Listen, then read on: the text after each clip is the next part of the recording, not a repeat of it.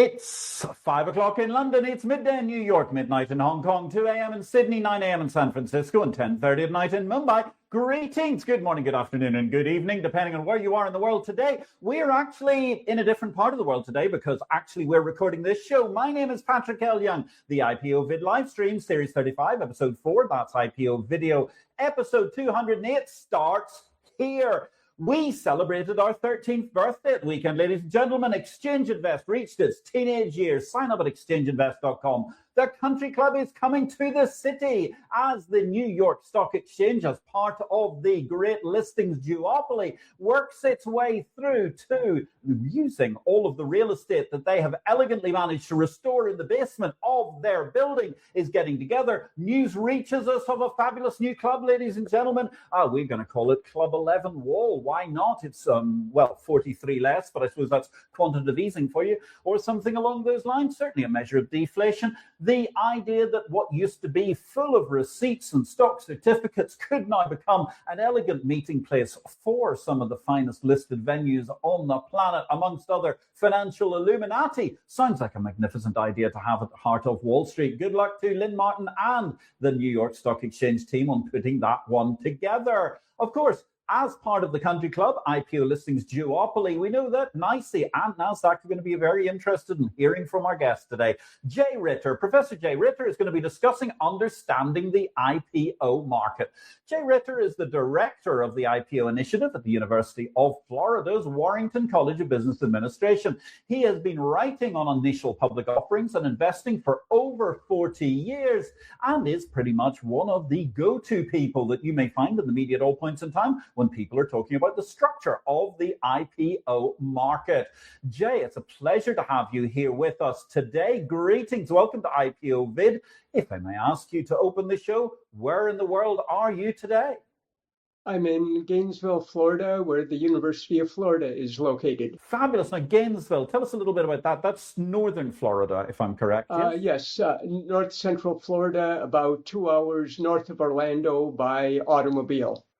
Wonderful. What an interesting place. Not that far from Atlanta, Georgia, really in the heart of a very, very interesting entrepot of capitalism and capitalist activity and listed companies itself all around there. So tell me, how did you get into the world of financial academia? As with many things in life, a series of accidental choices. I was an undergraduate economics major at the University of Chicago. And when I was talking with one of my advisors, he mentioned to me that business school professors got paid a lot more than other professors, something that stuck in my mind when I decided to apply to PhD programs in economics. And I got interested in finance and then chose to not go to an economics department and instead went the business school route where I started working on initial public offerings and had no idea that a worldwide boom would be occurring over the next 20 years. So there's an element of luck in life, and I was lucky to have chosen a specialty, having no ability to predict the future, but I got lucky. You got lucky, something that I think has happened to many an IPO investor indeed over the years as well. So, talk to me a little bit about this. How did you come to be the director of, indeed, how did the IPO initiative come to be at the University of Florida? I've had a rather unique situation for professors. In addition to publishing articles in peer-reviewed academic journals, over the years, I've talked to the financial press quite a bit. And there's kind of an interactive effect in terms of like the Wall Street Journal reporters who cover IPOs. I've talked to them many times over the years, but then there might be some prominent IPO in the healthcare industry. And a healthcare trade journal reporter is assigned to write a story about it. Well, that reporter knows a lot about healthcare, but not necessarily about financial markets. but reads other articles that have been published about healthcare IPOs and see who has been quoted. And so if you get quoted in one article, it makes it more likely that you're going to be quoted in additional articles. What I've also been able to do is, in addition to providing opinions, is to provide facts. On my website, I have many tables, mainly focusing on the US, but also data on 55 other countries. Things come and go. For instance, the last few months, SpaceX has been the big topic of discussion. Yeah, I mean, it's interesting, actually. I mean, talking about specifically or not specifically about SpaceX, but I mean, quite incredible how the IPO market has grown. Indeed, the stock market has grown. I mean, I can remember relatively recently, we all got very excited about the idea of there being a $1 trillion company. Now we're at the point where we've got this SpaceX IPO that's going to mint more billionaires than I think any other IPO in history. In fact, it's pretty much going to mint more billionaires than pretty much every IPO in history until about 20 years ago. It's an incredible moment at the top end of the IPO market, isn't it? Yes, this is unique where if SpaceX, OpenAI, and Anthropic go public, all of them at valuations of $1 trillion or more, even if it's half of that, these are going to be the largest private sector IPOs in the history of the world.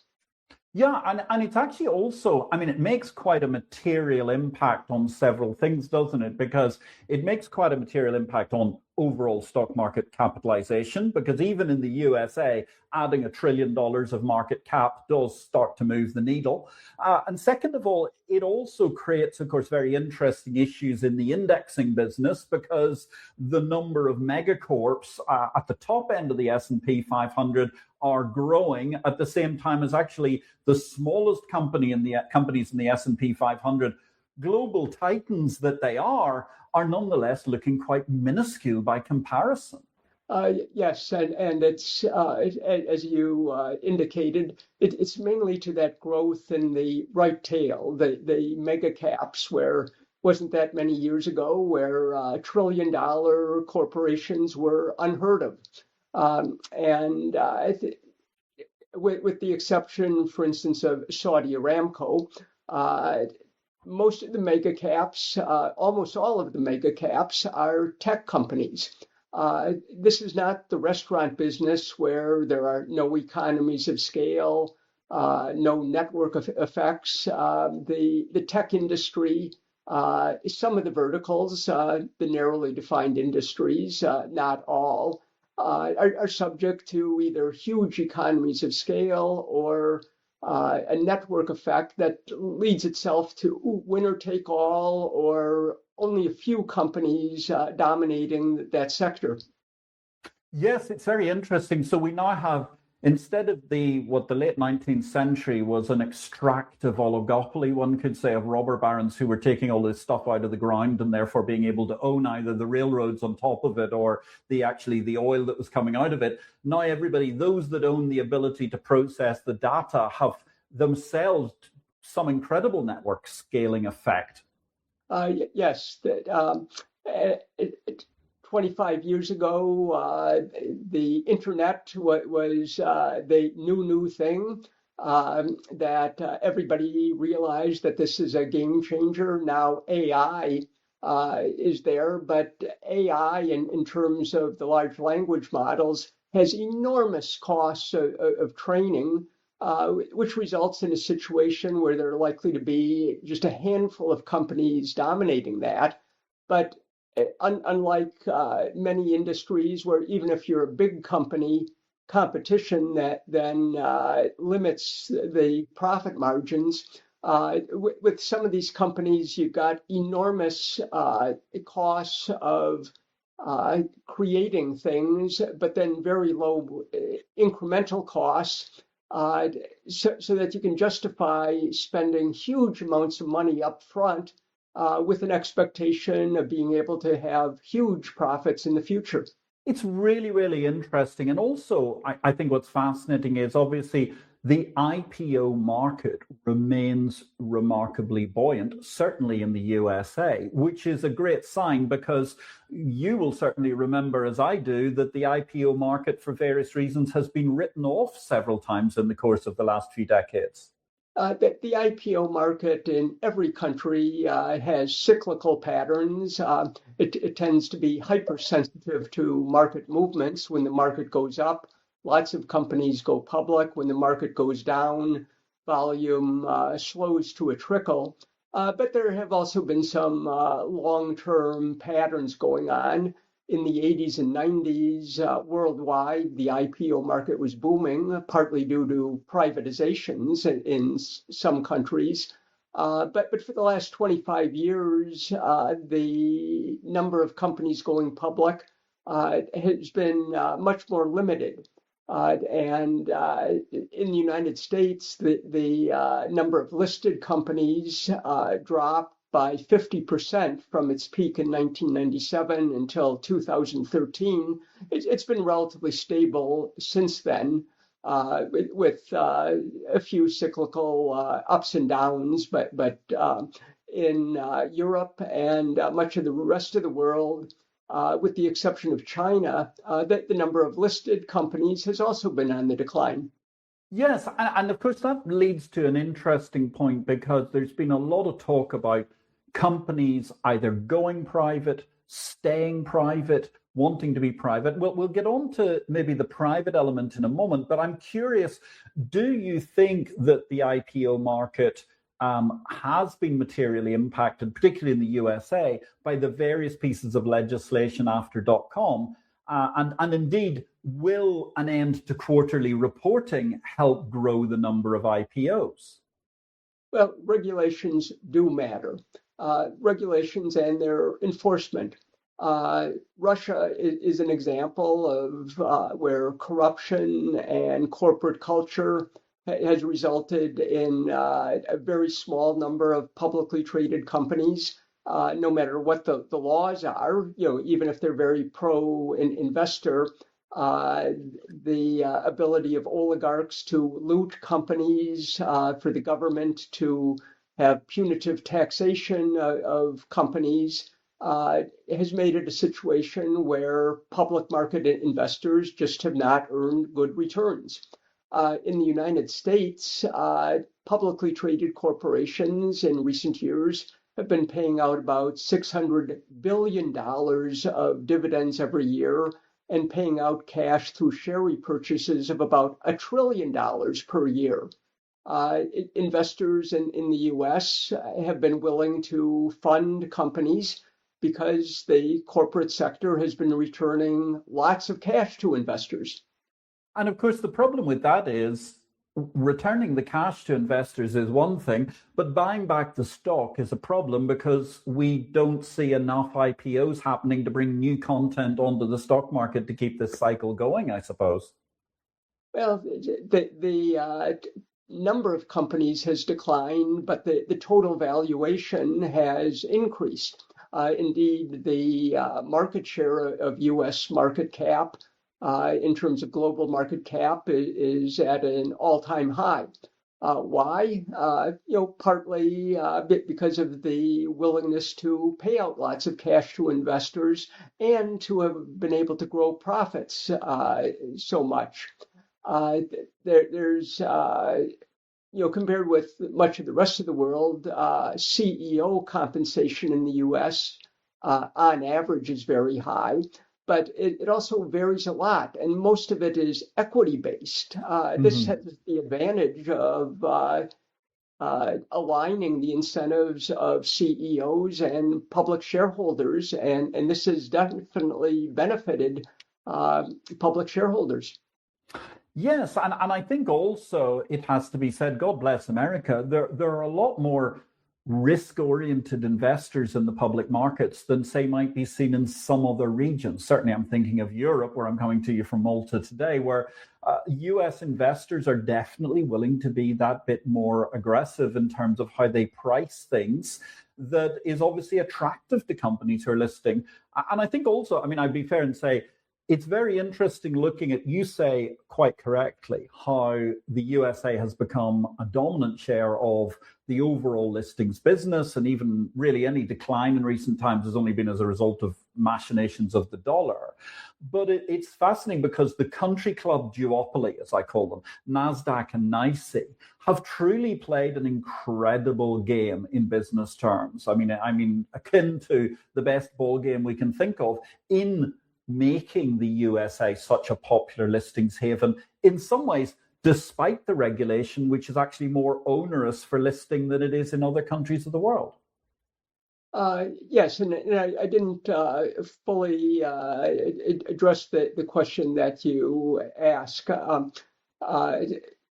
Well, the U.S. Has been able to grow corporate profits, which is fundamentally what is needed for investors to earn high returns.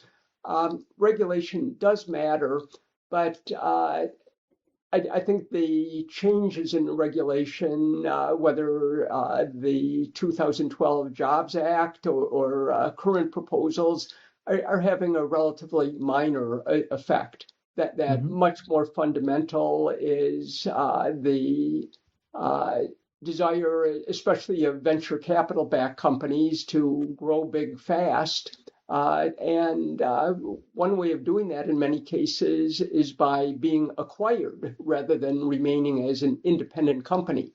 The other thing is the huge amount of venture capital and private equity money available throughout the world has made it easier for companies to be private and still have access to capital. Yes, and so that is an interesting element, because we've seen this vast outgrowth of companies remaining private for a lot longer, as we've alluded to, and also companies attaining huge valuations while they're private. And I'm just curious, because also we've had this thing in the middle between an IPO and a late stage private company, these private markets growing up, which seem to me to be actually riddled with complexity in a lot of places. And as we've seen just recently with some AI related transactions, in fact. Yes. One of the advantages of going public is liquidity for the shareholders of a company, both institutional venture capitalists, employees, others. But the growth of private markets, NASDAQ private markets, Forge Global, EquityZen, et cetera, have made private markets for some companies more liquid. And others, such as SpaceX and OpenAI, have been doing self-tenders, allowing employees to sell some of their stock while the company remains private. So that's decreased the pressure from that constituency to have the company go public. The improvement in private markets has certainly advantaged private markets at the expense of public markets, but public markets still have unparalleled advantages in terms of liquidity, capital raising, access, et cetera. Yes, I think that's very important. And ultimately, nothing works better for a good company than being placed in the public spotlight so that the largest number of people can potentially invest in that business. I suppose one of the things that's curious is that some of the advocates of private markets, I think, have been quite happy with situations where perhaps not quite such good companies have always kept ratcheting up round by round, because when they went into the public markets, they've suddenly found themselves more transparently priced and actually diving backwards, which is obviously a disadvantage. It's a very, very interesting. Go ahead. Sorry. Yeah, as you alluded to, private markets have some problems as well. FTX, the cryptocurrency company, blew up a few years ago, where it turned out there was a massive fraud going on. And that was a situation where venture capitalists, including Sequoia Capital, had put money into the company, but there was so much desire from venture capitalists and others to invest, that it allowed the company to not have good corporate governance and not have good transparency. Sequoia Capital, for instance, was not on the board. In general, when VCs are on the board of directors and have enough power to ask tough questions, the probability of fraud goes down. But when there's too much money chasing deals, then some bad things sometimes happen. Yes, and I mean, it's interesting because actually, I mean, FTX is a great example. And you're right. I mean, incredibly intelligent investors like Sequoia not having the leverage because for whatever reason they'd got involved and they were chasing a lot of money. I always thought the interesting thing, though, was that we actually flagged in our newsletter Exchange Invest 6-9 months out before FTX went bust, because what I was able to say was, here's the problem. They were valued at, and I'm going to get the number wrong, I think they were valued at 32 billion. They were trying to raise money in advance of that valuation. They weren't able to do it. Then they came back and they were trying to raise money at that valuation. They still couldn't do it. And that's always a little tell that you can get in the market. It's a classic casino tell. There was a little twitch around the eyebrow and it wasn't quite clear. Whereas, of course, in a public market, it would be much more obvious, much faster, because you would hopefully have better corporate governance anyway, and you wouldn't get to that sort of a situation which 6-9 months later started to become quite obvious. But it's a very good point you raise. And also, I mean, moving, changing gears slightly, looking at the US marketplace, we've had some quite interesting developments in recent times. I mean, quite a lot of content, listed companies have been cleansed and so forth because, I mean, in particular, NASDAQ have been tightening up their rules. I mean, walk us through that. Tell us a little bit more about it. Are you referring to the recent changes for penny stock IPOs? Yes, absolutely. Yeah. Absolutely. Yeah. From 2001 until a few years ago, there were an average of only about 5 penny stock IPOs per year in the US, most on NASDAQ. And so, in a typical penny stock IPO, usually at $4 per share, the definition is below $5 per share. Usually we're only raising $6 million, so the amount of money being raised was small. But then in 2024 and 2025, there was a huge surge in these penny stock IPOs. Many of them, but not all, from East Asian countries, China and Hong Kong in particular.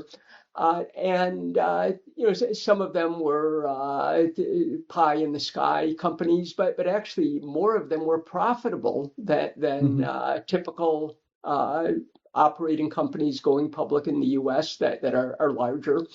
But when you looked at a lot of them, a noodle shop chain in Hong Kong with $10 million of gross revenue, profits of $1 million, competitive industry. Okay, even at a price earnings ratio of 20, maybe a market cap of $20 million would be justified, but the company was going public at a market cap of $40 million. And almost all of these penny stock IPOs have crashed and burned. Some of them were frauds, but a lot of them were just overvalued. They were sold exclusively to unsophisticated retail investors. And what NASDAQ did late last year is proposed a rule change saying that the minimum proceeds had to be $15 million and $25 million if the company was from China or Hong Kong. And this minimum proceeds requirement has almost completely eliminated the penny stock IPOs. Yes, very interesting altogether, and certainly quite fascinating. One of the things that I always thought was intriguing was there was this rise in these penny stocks going to Nasdaq, and as you say, they appeared to be often very profitable. At the same time, we had Charles Lee, the former boss of the Hong Kong exchanges, launching his micro exchange initiative, or the Macau exchange, as it's called in some places, Micro Connect, and they were actually crunching all the data as you can do, because China basically is a cashless economy. And it was quite interesting because you could very quickly benchmark just how profitable any noodle store is in the country, because they are quite literally bringing together the valuation of a noodle store right to the point where they can tell you that I think there's something like, I'm going to get the number wrong, but off the top of my head, I seem to remember Charles telling me it's sort of 8:47 p.m. on the night before the start of Golden Week. And actually, here we are actually recording this during Golden Week, is the point in the year when you sell the least takeaway noodles, because everybody is already on their way back to their parents, with their parents and family, or alternatively, the only people eating in the noodle bars are basically people who work in the security of the buildings and didn't get the week off, or some other sort of low level worker who hasn't been able to move. So yes, it is a fascinating instance as to how that's been tweaked overall. And tell me, I mean, you do research, I know, in the rest of the world. The United States of America is dominant at the moment with whatever, depending on how you value the dollar, 60% or 70% of the world stock market capitalization, which is, well, it's astounding even for those of us who remember Japanese dominance. And I think they only got about 50% of world market cap at a point in time of an outrageous bubble altogether. How do you view the rest of the world's IPO market? And I appreciate that's a huge question to ask, given the fact you even look at 55 markets. Well, industry has a big effect on things. Where the U.S. has been most successful, the U.S. and China, is with tech companies. Some companies that have been able to grow their profits and revenues enormously. There are a few in East Asia as well. Taiwan Semiconductor Manufacturing Company, SK Hynix, Samsung Electronics, and then ASML in Europe, of course. China has some great technology companies, but the government is putting pressure on them to limit their profits. And even within the U.S., 49 states envy Silicon Valley. The rest of the world envies Silicon Valley. But if you ignore the big tech companies, Europe and the US are not that much different in terms of other industries going public, a relatively small number of companies. And I think partly that's due to the availability of private equity. Now, it's not only the availability, it's the terms on which it can be raised. Historically, the idea, especially with venture capital, was that a company would go public because public equity was a cheaper source of capital than venture capital, where the middlemen, the general partners were getting fees and performance fees. So there's a wedge between what limited partners are receiving and what the company is paying in terms of the returns. But to the degree that large supply of money has driven up the prices that the VCs have to pay, that's lowering their expected returns. And for the LPs, after fees, that the returns have gotten even lower. So it's not clear to me that the cost of equity capital to the companies is that much different between private markets and public markets. Now, what that means for the LPs is if the returns are not that much different before fees, on a point forward basis, I'm not sure that LPs are going to be earning even as much as they could earn in public markets.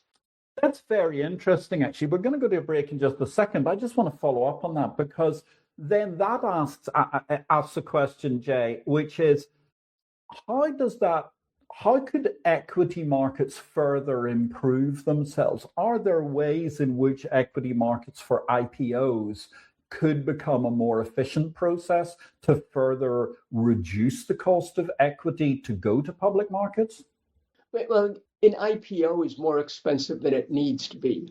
There are not only the fees, which are much higher in the US than the rest of the world, but also the money left on the table. The fact that on average, IPOs start trading at a higher price than the offer price, so that a company is selling stock at less than public markets are willing to pay.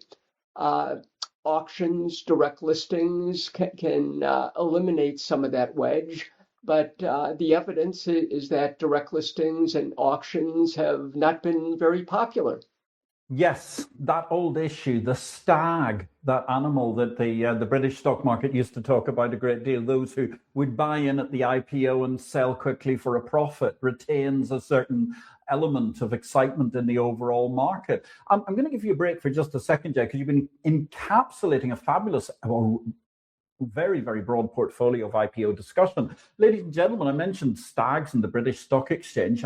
And of course, when we look at the City of London, we see incredible history. And history has been made recently, ladies and gentlemen, by none other than, wait for it, the world of human resources professionals. Here's a short video. Meanwhile, in Big World, in case you missed it, on February the 3rd this year, 2026, the latest guild company was elevated to livery status in the City of London. A scant 10 centuries, yes, a whole millennium, after the weavers were first elevated in 1155, the Court of Aldermen and the Lord Mayor approved the livery status of what is now recognised as the Worshipful Company of Human Resources Professionals, the 114th livery company in the Square Mile. For more in Big World, like or follow.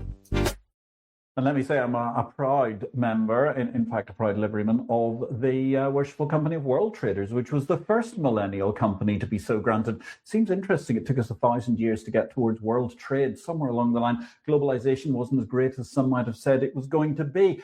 Now, that brings us elegantly talking about world trade, globalization, and the world of digital markets. Let's throw those all into one thing. This week's book of the week, well, it's celebrating really the 13th anniversary of Exchange Investors, the newsletter. It goes all the way back to 1999, Capital Market Revolution, the original book by one Patrick L. Young, whatever happened to him. And on our 25th anniversary, of course, you may recall, we had the joy of going to the New York Stock Exchange and meeting the President Lynn Martin, who invited us to ring the historic bell of the New York Stock Exchange to close trade on July the 5th. Capital Market Revolution, you can catch the Amazon Kindle version. It's the 25th anniversary. It's got 10,000 extra words talking about how digital markets and the whole world has changed over the course of the last 25 years since the original best-selling book of fintech was written. And you can catch that at a very, very reasonable price indeed, ladies and gentlemen. Go get your copy on Amazon right now. And we shall return to a fabulous discussion with Professor Jay Ritter, the man who is in charge of the IPO initiative within the University of Florida. Jay, it's a joy to have you on the show today. We've been talking about a wide range of things right the way around the world. Mostly we've been looking at the larger end of stocks, and then we had some of those very, very micro caps, the penny stocks you were talking about that NASDAQ has recently clamped down upon. What about the MSME or middling tier of IPOs? Because it's interesting, the world has a huge vogue towards developing SME markets, or however you want to call them. And of course, those market cap thresholds vary enormously from the USA, where you're almost a large cap when you're an SME, to the rest of the world where you wouldn't qualify for NASDAQ in a month of Sundays. How have those SME markets gone? I'm quite intrigued because you've had a very, very broad view of them around the world. Many countries have created junior markets to make it easier for SMEs to access capital. Overall, they haven't worked out too well. Part of the problem is that usually you've got the main market that creates a junior market with the idea that the successful companies that list on the junior market will grow and then move to the main market. This works okay if you've got IPOs in the economy doing well year after year. But if there's a market downturn and the flow of new IPOs slows up, who's left on the junior market?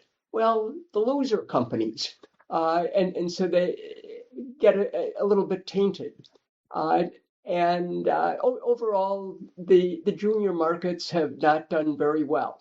And part of the problem is that a lot of the smaller companies going public have been disappointments. Now, that in itself isn't a problem. After all, for venture capitalists who are investing in startups, they expect that the majority of companies that they're investing in are going to be total failures.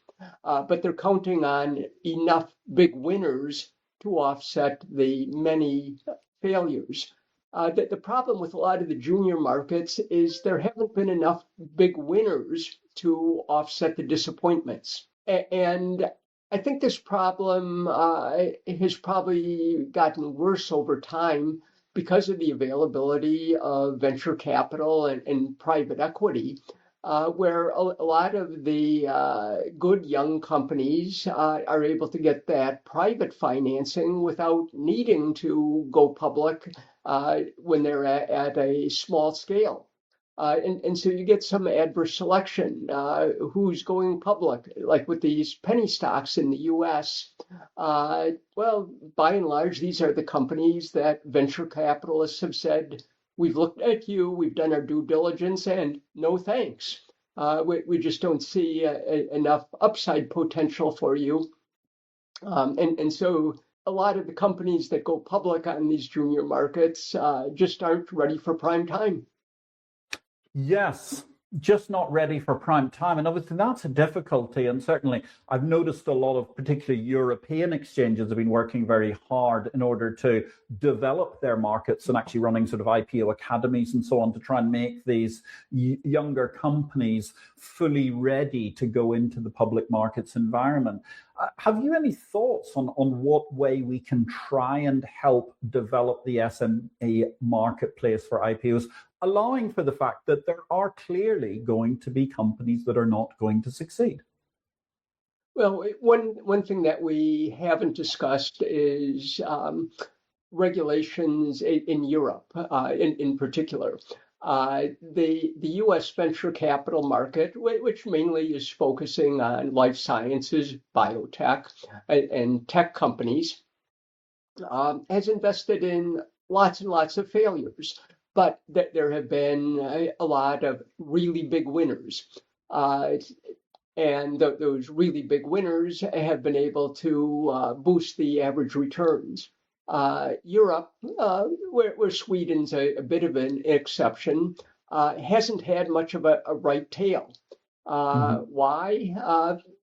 Partly it might have to do with the fact that between Brussels and 26 different country regulations, companies have to spend lots of time, lots of resources on regulatory issues and less of their resources on coming up with innovative products and great new ideas and products. Now, that doesn't mean there shouldn't be any regulation. It's difficult for countries, for regulators to get the trade-offs right in terms of protecting investors, protecting consumers, and facilitating innovation and capital formation. It's not easy to define a set of rules, and the set of rules might depend upon the industry as well. With biomedical stuff, there could be side effects that are potentially resulting in very bad health outcomes. On the other hand, excessive regulation stifles innovation, makes it too expensive, and there's that opportunity cost of things that aren't developed. Yes, and it is a very, very interesting series of points you make. And certainly, I mean, I'd be the first one to put my hand up and say the European Union has ended up horribly overregulated in many, many ways.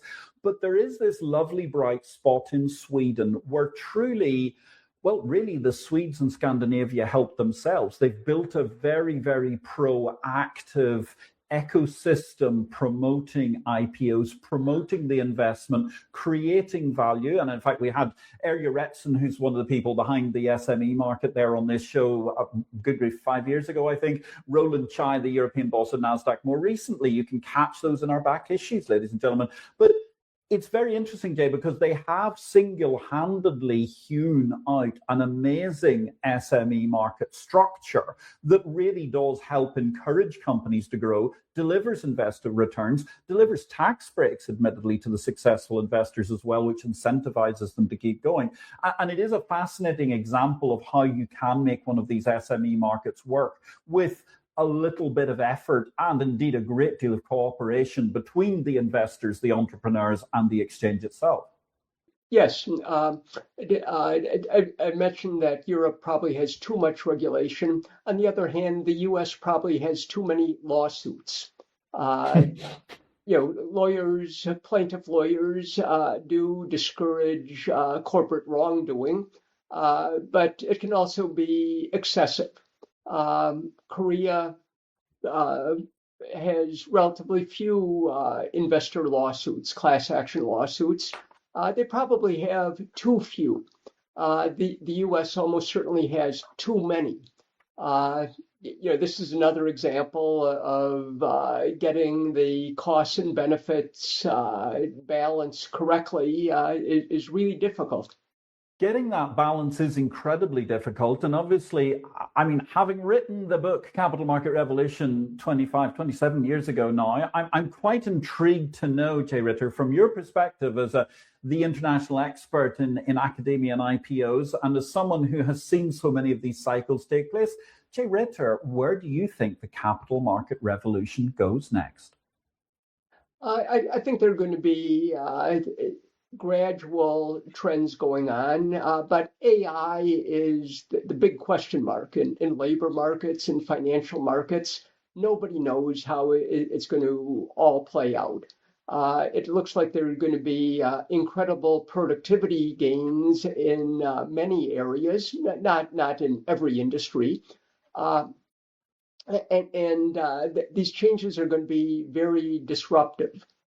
In agriculture, there have been productivity gains gradually for well over 100 years. And because the productivity gains have been gradual, they haven't been very disruptive. With AI, things are moving so fast that it does look like there's going to be a lot of disruption. For financial markets, for many companies, they'll be using AI to increase productivity. The restaurant business probably isn't going to be affected a great deal. It's labor intensive. Inputs of the raw materials are important. You still got the rent and heating and cooling for restaurants, et cetera. But a lot of other industries, things are going to be moving very fast. And this might, in many cases, be doing what the communications revolution and the tech revolution of the last 50 years have done, where in many industries, being a smaller company, a mid-sized company, has become unattractive relative to being one of the biggest players. We've seen this in many industries where a handful of the biggest companies are the most efficient, and they've made it very hard for smaller companies to compete effectively and have competitive profit margins. So this might result in the continuing trend to fewer small publicly traded companies and some very highly valued companies.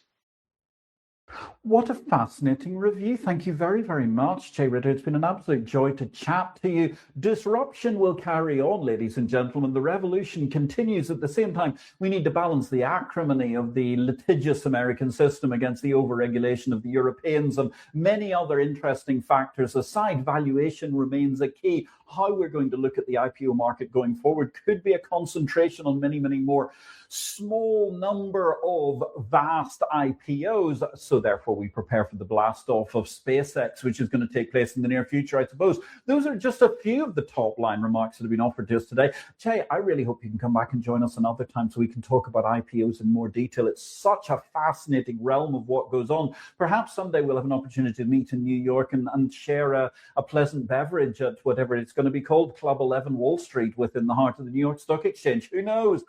Thank you very, very much for your time today. Thank you very, very much to our fabulous production team today, to Desiree, Herminia, and Janella.